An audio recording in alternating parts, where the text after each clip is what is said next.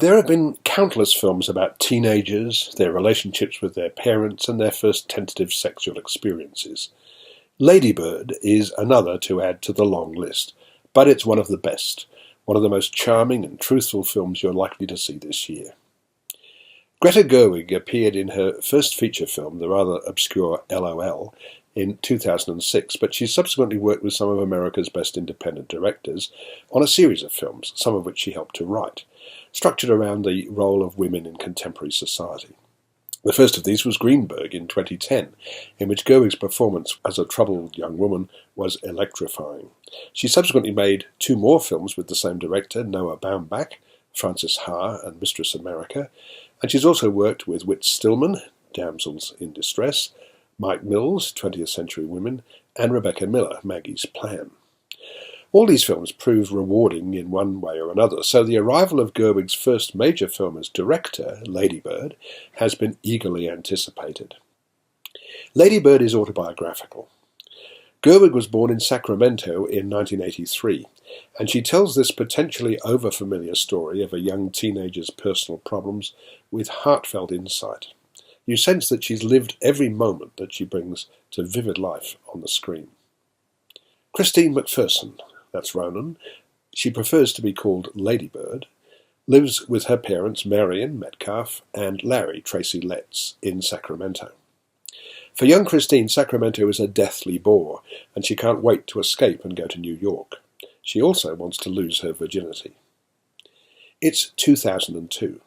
The only exciting thing about 2002 is that it's a palindrome, declares Ladybird, who, with her dyed red hair and acne-scarred cheeks, sees herself as a rebel at the Eternal Flame Catholic high school she reluctantly attends, and where she doesn't bother to study very much. She has a fractious relationship with her mother and a rather better one with her father. Gerwig's casting choices are right on the mark. The two young men in Ladybird's life are played by two fine up-and-coming actors, Lucas Hedges from Manchester by the Sea and Timothée Chalamet from Call Me By Your Name. The former plays Danny, who introduces her to acting, while the latter is Kyle, who hangs out with the richer kids and who reads books about American history. As is often the case, her first sexual experience isn't exactly how she expected it to be. Gerwig fills the movie with insights into the world of her character, and every element has the ring of truth about it. Ladybird's complicated relationship with her parents is just one of the film's great strengths. Marion's idea of a good time is to take her daughter on trips to inspect houses that are up for sale. I want to go where culture is, like How New in the York, world did I raise such a or at least snob? Connecticut or New Hampshire, where writers live in the Get woods. into those schools anyway. Mom, You can't even pass your driver's test.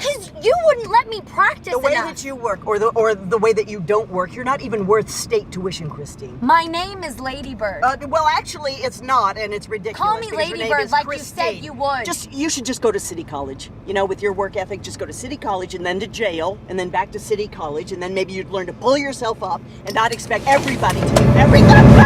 Laurie Metcalf is amazingly good in this role, but then it's a beautifully written character. One of the lovely things about Ladybird is how Gerwig depicts her parents with a mixture of love and frustration. This is an absolute charmer of a movie. We genuinely care about this lovely, rebellious girl, and we want her to be happy. It's good to know that when she grew up, the Ladybird was transformed into Greta Gerwig. I'm giving this lovely film 4.5 stars.